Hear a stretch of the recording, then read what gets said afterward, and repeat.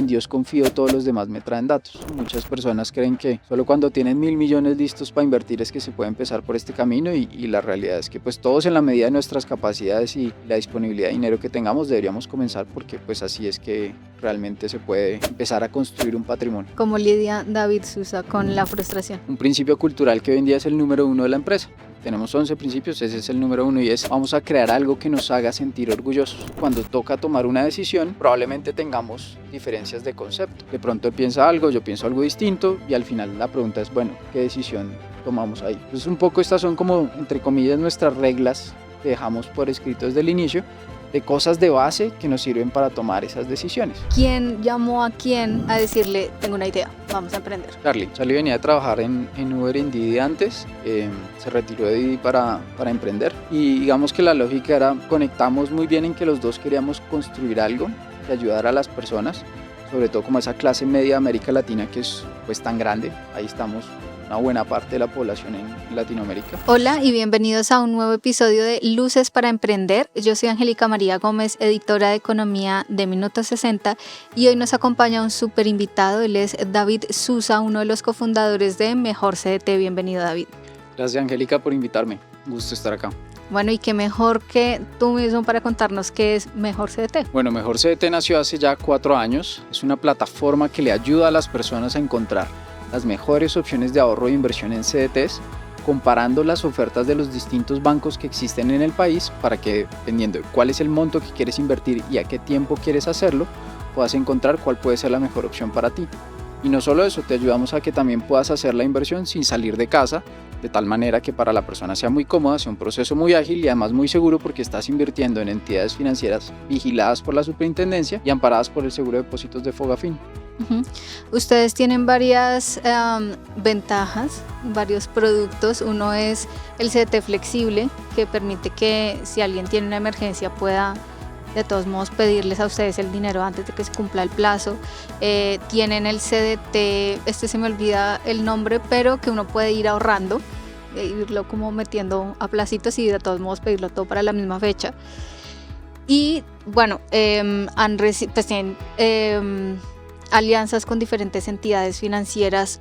¿Cómo llegaron a toda esta oferta, a aliarse con los bancos y cómo fue esa identificación de la necesidad que teníamos en Colombia de un programa así que le permita a uno comparar todos los CDTs y decidir en cuál invertir sus ahorros?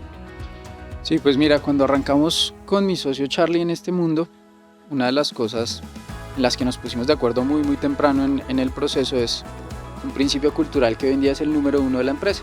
Tenemos 11 principios, ese es el número 1 y es vamos a crear algo que nos haga sentir orgullosos. Y eso significaba 2 cosas para nosotros. Significaba 1, que creáramos algo que le sirviera realmente a las personas y 2, algo que pudiera escalar, que pudiera ser grande de verdad, porque no nos imaginábamos solo emprendiendo en Colombia, sino ojalá llevando esto a la región y otras partes del mundo. En ese camino, pues para uno crear algo que le sirva a las personas, pues tiene que hablar mucho con esos usuarios, entender cuáles son sus dolores, por qué están invirtiendo en CDTs, qué es lo que les gusta, qué es lo que no les gusta y pues en general qué podría uno hacer para hacer mejor el producto y para mejorar la adopción. Entonces nos dijeron puntualmente 2 cosas. 1, pues claro, cuando tú inviertes en un CDT que al final es un depósito a plazo, a término, es la sigla, pues estás asegurándole al banco que tú le dejas tu dinero. Si dijiste 1 año, ese año completo. ¿Para qué? Para que el banco lo pueda trabajar y en función de eso te pueda dar una rentabilidad de vuelta.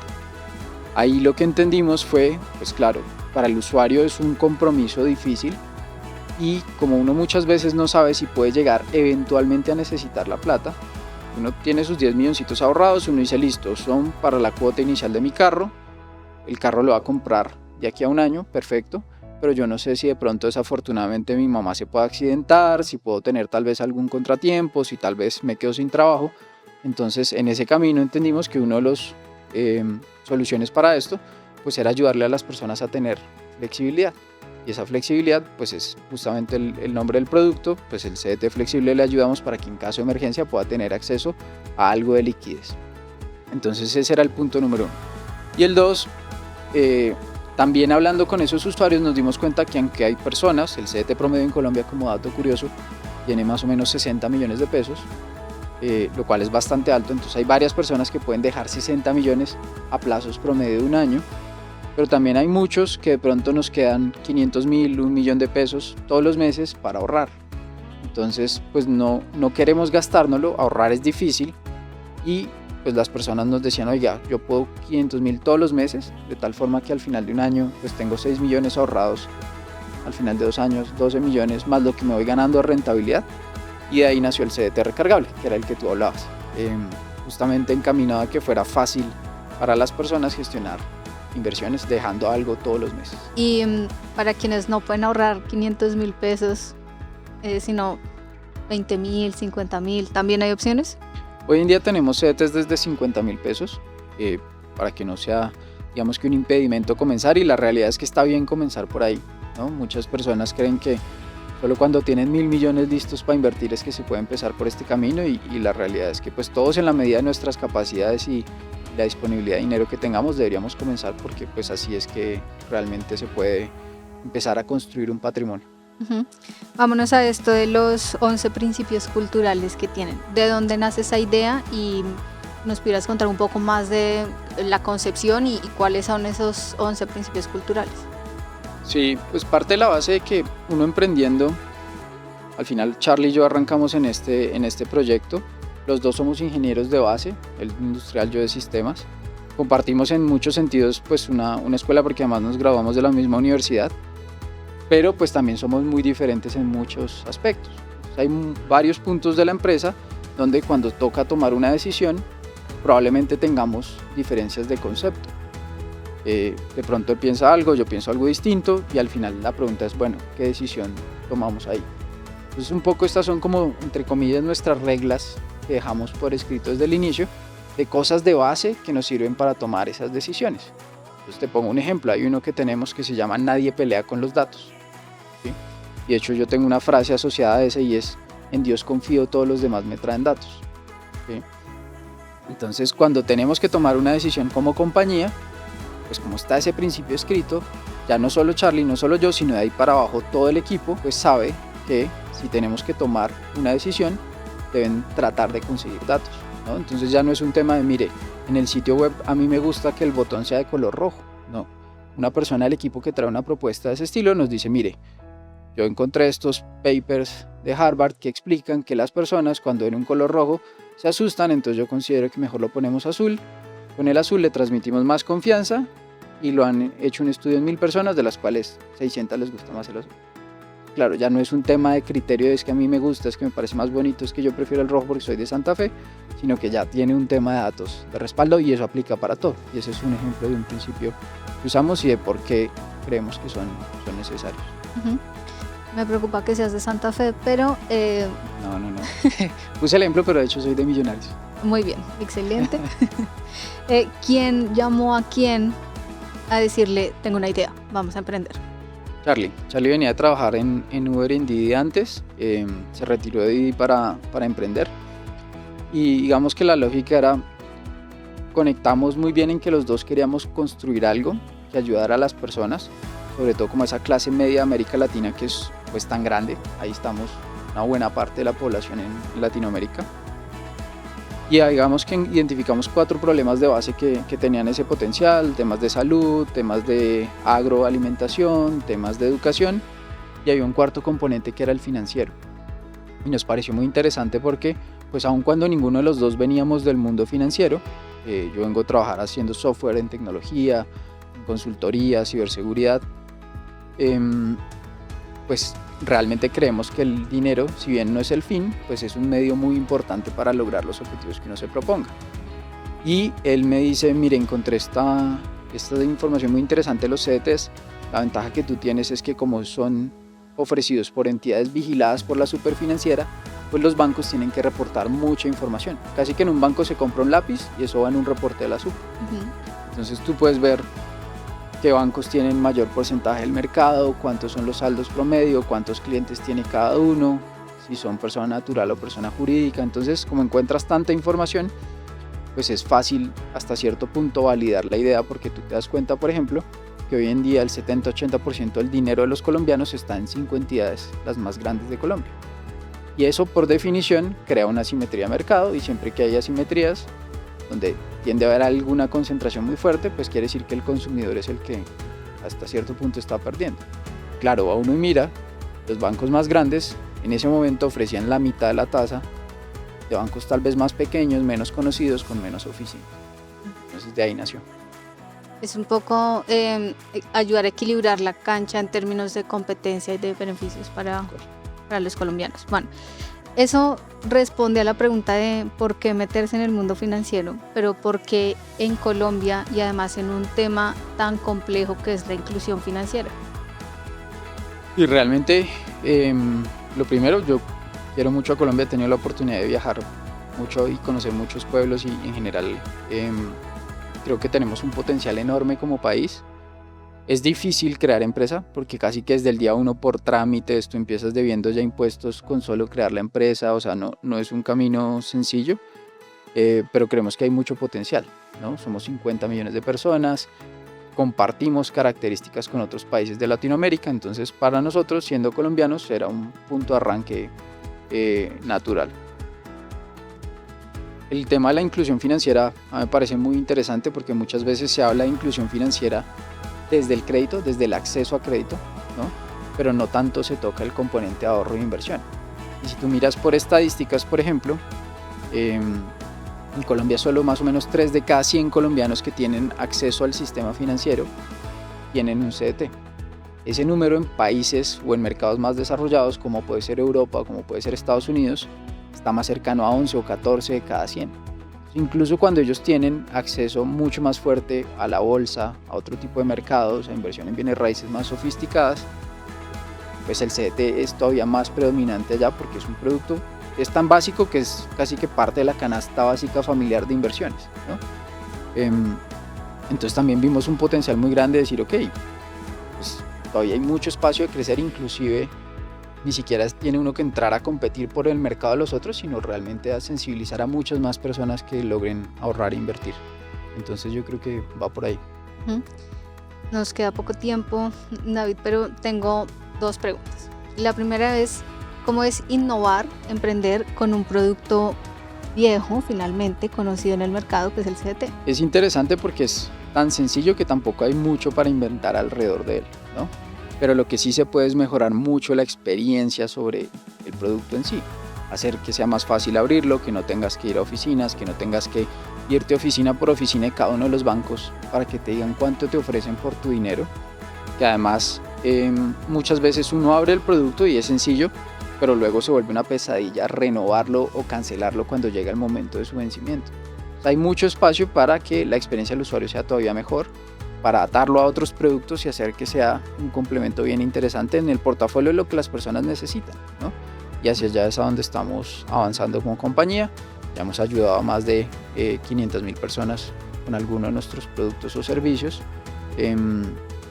Pues en ese camino nos sentimos muy orgullosos porque cada vez que la persona abre un CDT, pues está poniendo a trabajar su dinero, y eso va a impactar su sueño de comprar casa propia, de comprarse un carro, tal vez ese viaje soñado a Europa o esas vacaciones que vienen planeando con la familia.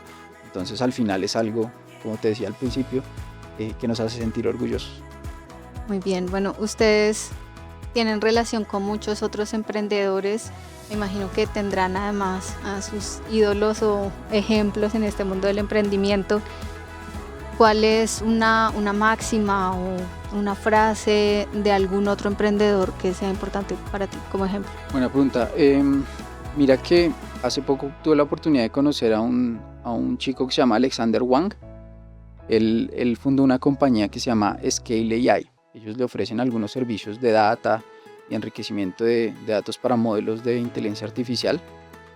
Creo que no lo han desbancado, creo que tiene el récord del billonario que se hizo a sí mismo, o sea que no fue producto de una herencia, más joven del mundo. Pude estar en una charla con él en San Francisco y me apasionó mucho, me pareció muy interesante la claridad con la que él pues habla. Hoy en día creo que su compañía ya la compró Meta, Zuckerberg le hizo una oferta bien interesante, y él decía una cosa, y es que tiene un blog bien interesante por si la gente quiere consultarlo, que uno debe exagerar. Es un poco la frase de él. Entonces, que en este camino del emprendimiento, lo que a muchos les parece exagerado es lo que hay que hacer, ¿sí? Entonces, que si tú eres muy intenso, por ejemplo, para conseguir ese primer cliente, está bien. Que si tú te esfuerzas demasiado para que la plataforma quede muy bien hecha, está bien. Que si te preocupa demasiado que el cliente tenga un muy buen servicio, está bien. O sea, que lo que para muchos es como llevarlo al límite o a la exageración, es lo que uno debería estar haciendo. Al punto en que puede parecer hasta obsesivo en algunos casos, pero es lo que hace que las compañías pequeñas crezcan a esos niveles tan grandes. Y pues viendo una persona que ya llegó a eso con menos de 30 años, creo que tiene, pues me parece bien interesante y un poco fuera de lo que tal vez uno escucha en otros contextos. Ustedes llevan 4 años en este ecosistema. ¿Cómo han visto la evolución tanto del emprendimiento como de las fintech en Colombia? Pues afortunadamente por otros que han un poco pavimentado el camino, se ha podido crecer bastante en el sector, creo yo. Tengo unos ejemplos de Rappi, de Platzi y otro tipo de startups de base tecnológica, pues, que han ayudado a que el ecosistema se desarrolle, nos han puesto en el panorama mundial, inclusive frente a inversionistas de clase mundial, Avi, por ejemplo. Entonces, en ese sentido, creo que hemos avanzado mucho. Obviamente, pues como país, desafortunadamente, a veces uno da 2 pasos adelante y uno atrás, en el sentido de que hay cosas que nos favorecen, pero también salen regulaciones que de pronto perjudican, ¿no? Creo que el caso más reciente es lo que vimos, por ejemplo, con Breve. Sale Breve y un par de semanas después empiezan a anunciar nuevos impuestos que desincentivan el uso.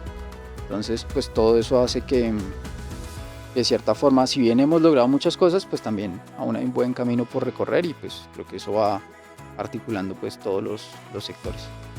¿Cómo se enfrenta un emprendedor más allá de como empresario, como persona, a esa situación de avanzar, retroceder un pedacito, volver a avanzar?